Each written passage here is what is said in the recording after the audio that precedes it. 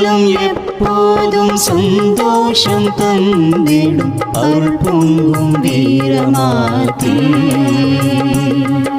என்னாலும் எப்போதும் சந்தோஷம் தந்திடும் அருள் பொங்கும் வீரமாதே.